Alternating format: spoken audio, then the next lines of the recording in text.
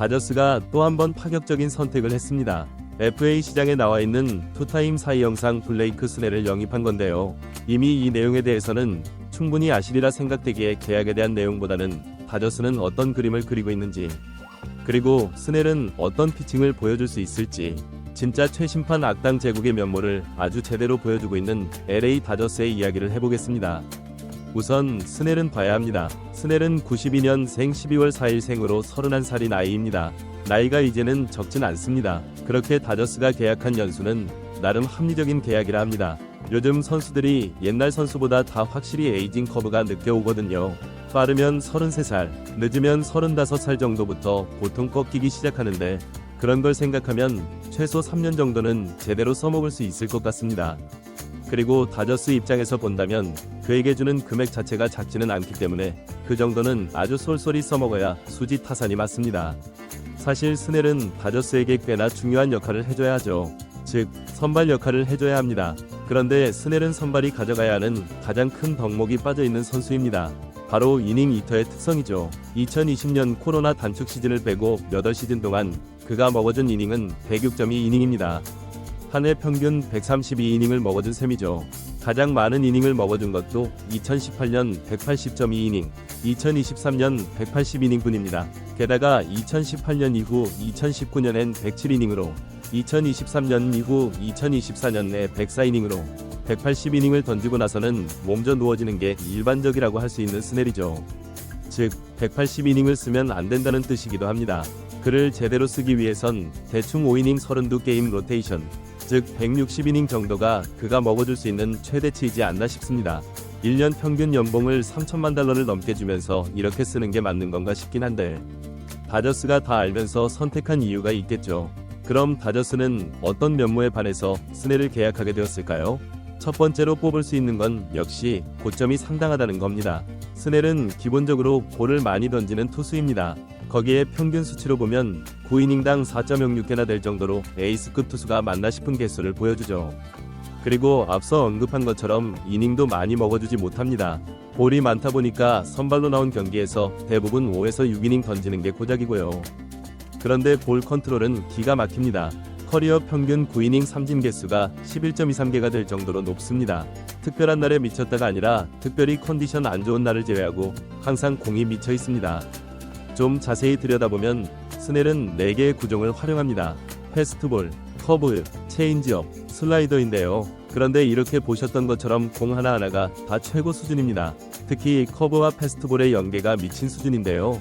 스넬은 보통 이렇게 높은 쪽 패스트볼을 넣어두고 커브를 활용해 피니시를 즐겨합니다. 그런데 이 두 개의 조합이 말도 안 되는 수준입니다. 던지는 사람도, 보는 사람도, 그리고 타석에 들어서는 타자도 모두 그가 지닌 주 패턴을 알고 있습니다. 하이 패스트볼 커브, 대부분의 상황에서 쓰이는 패턴이죠. 그런데 못 칩니다. 그만큼 어렵다는 뜻이겠죠. 특히 컨디션이 좋은 날, 고점이 터지는 날에 스넬은 아무도 못 칩니다. 그가 논란은 있지만 어쨌든 2번이 사이 영상을 얻을 수 있었던 이유죠. 그리고 다저스는 스넬의 이 고점을 높이 평가했었을 겁니다. 스넬의 저점을 해결할 수 있다는 자신도 있었을 테고요. 그럼 다저스는 어떻게 그렇게 생각할 수 있었는지 한번 같이 살펴보겠습니다. 우선 다저스가 그리는 큰 그림을 예상해봐야 할 것 같습니다. 프리드먼은 도대체 무슨 그림을 그리고 있는가이겠죠. 2010년부터의 다저스를 본다면 다저스는 가장 꾸준한 팀 중 하나일 겁니다. 애틀랜타 브레이브스와 함께 가장 많은 지구 우승을 달성한 팀이죠. 2013년부터 2024년까지 2021년을 제외하고 모두 지구 우승을 달성했을 정도로 페넌트 레이스에서의 다저스는 여포 그 자체입니다. 최종적으로 우승 횟수를 많이 가지고 가지 못했을 뿐, 사실 가장 꾸준히 강력한 팀이라고 말해도 틀린 말은 아닙니다. 단지 우승 반지를 가지고 갈 마침표를 찍어줄 방법을 몰랐다라고 할 수 있었죠. 이게 말을 쉽게 풀어보면 이렇습니다. 다저스는 어차피 플레이오프는 간다. 그런데 플레이오프에서 우승하는 것과 페넌트 레이스에서 우승하는 것은 다른데, 다저스는 그 방법을 몰랐다. 하지만 이제는 그 방법을 알게 되었고 그런 로스터를 더욱 구축하려 한다. 그리고 이 노골적인 표현이 바로 다저스가 그리려는 그림일 겁니다. 솔직히 다저스에게 정규 시즌은 아무런 문제가 되지 않습니다. 정규 시즌보다는 단기전 토너먼트에서 이기는 방법을 찾아야 하는 게 다저스죠. 그리고 그 방법을 올 시즌 좀 찾은 것처럼 보였습니다. 그리고 그건 아마도 프리드먼 역시 같은 생각이었을 겁니다. 우선 타선은 배츠, 프리먼, 오타니 트리오를 필두로 매우 강력한 응집력을 뽐냈습니다. 더없이 완벽한 시즌이었고요. 다음은 불펜입니다. 불펜에서는 이전에 다저스에서 찾아보지 못할 정도로 두터운 선수진을 자랑했습니다. 최근 토너먼트에서 가장 중요한 덕목인 타선의 폭발력, 그리고 불펜의 단단함을 만들었고, 그게 다저스를 결국 최종적으로 우승할 수 있도록 만들어주기까지 했죠. 이게 딱 올 시즌 다저스가 우승할 수 있었던 승리 공식이었습니다. 그 안에서 단기 폼이 미친 선수도 있었고, 감독 로버츠에 힘들린 선수 운영도 있었지만, 기본적으로 큰 그림을 봤을 땐 분명 승리 공식에 대한 윤곽이 보였던 것은 분명합니다. 여기서 한 가지 변수만 제거한다면 더없이 완벽히 보일 수 있다는 생각이 들지 않았을까 싶습니다. 그 한 가지 변수가 바로 이미 모두 아시는 그것, 바로 선발진입니다. 다저스의 선발진은 사실 올 시즌에 정상 가동이 된 적이 없다고 봐도 좋습니다. 부상 선수들이 꾸준히 나왔고 기대했던 선수들이 정상 컨디션으로 올라오지 못하기도 했죠. 하지만 정규 시즌에서의 다저스는 그 구멍들을 다 막아냈습니다. 마이너에 있는 제법 능력 있는 투수들을 올려막고, 그것도 부족하면 트레이드로 데리고 와서라도 틀어막았습니다.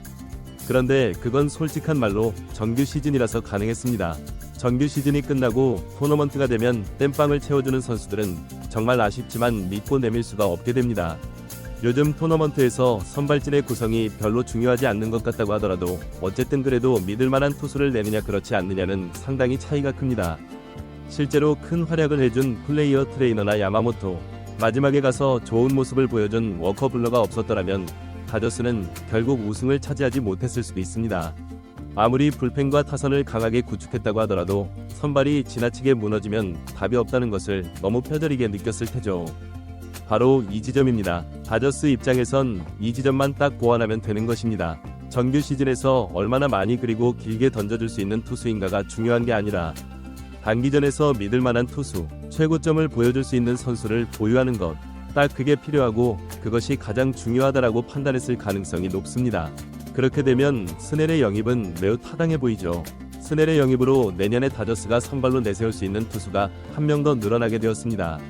예상을 해보자면 이런데요. 스넬, 야마모토, 글래스노우, 오타니, 커쇼, 곤솔린, 밀러까지 8명입니다. 모두 부상 없이 오프닝 데이부터 가동할 수 있다고 가정한다면 두 개의 팀을 돌릴 수도 있는 라인업입니다. 미쳤다고 할 수 있죠. 너무 과하다고 볼 수 있는 로스터입니다. 그런데 사실 디테일을 보면 그렇진 않습니다. 이유를 보자면 이 라인업은 부상을 배제할 수가 없기 때문입니다. 적혀있는 8명 모두 시즌 중에 부상을 당해도 이상하지 않습니다. 그리고 그래서 완전히 이탈될 수도 있고 해도 이상하지 않습니다. 어떤 선수건 180이닝 이상을 채워줄 것을 기대하기 힘들죠. 어떻게 보면 반쪽짜리 로스터라고 할 수도 있는 거죠. 당장 글래스노우만 하더라도 이번 시즌 잘 던진다 했지만 역시로 부상으로 134이닝만을 소화했고 결정적인 포스트 시즌에서는 던지지도 못했습니다.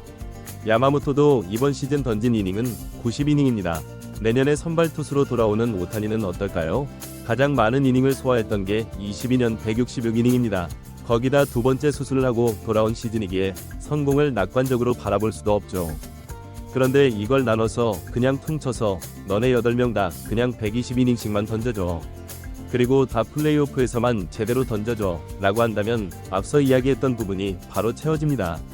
즉 중요한 순간에 믿고 맡길 수 있는 선수들이라는 점으로 본다면 반쪽짜리 로스터가 아니라 완벽한 로스터가 완성하게 됩니다. 선발이 아니라면 불펜으로도 쓸 수 있다는 자질을 보유한 선수들이죠. 당장 만약 이들 모두 정규 시즌에서는 고작해야 100에서 140이닝밖에 안 던지고 모두 시즌 아웃을 당하지 않은 상태에서 플레이오프를 닦았는데 1차전 스넬 플러스 글래스노우, 2차전 오타니 플러스 야마모토, 3차전 커쇼 플러스 곤솔린, 그리고 빠른 구속으로 타자를 찍어 누를 수 있는 바비 밀러와 더스틴 메이를 불펜으로 쓴다면 솔직히 이거 어떻게 하냐는 말이 나올 수밖에 없습니다. 근데 거기서 들어오는 타석의 배치, 오타니, 프리먼, 테오스카 등이 들어오죠. 만약 다저스와 상대하는 팀과 팬들이 이런 라인업의 투수를 상대하고 이런 라인업의 타선을 상대해야 한다고 생각한다면 섬뜩할 수밖에 없습니다. 게다가 앞서 말했다시피 현재 다저스의 불펜 뎁스는 엄청납니다. 이렇게만 보더라도 내년 강력한 우승 후보는 그냥 LA 다저스일 것 같습니다. 최근 사이 영상을 받는 선수들의 이닝 수를 보더라도 이젠 과거에 보았던 이닝 2턴은 찾아볼 수 없습니다. 이닝을 먹어주는 것보다 얼마나 더 확실하게 타자를 제압할 수 있는가가 중요하죠. 그리고 이걸 하나의 흐름으로 보고 이걸 확장해서 생각해본다면, 아니 굳이 선발 투수가 160이닝을 던져야만 하나 로 볼 수도 있습니다.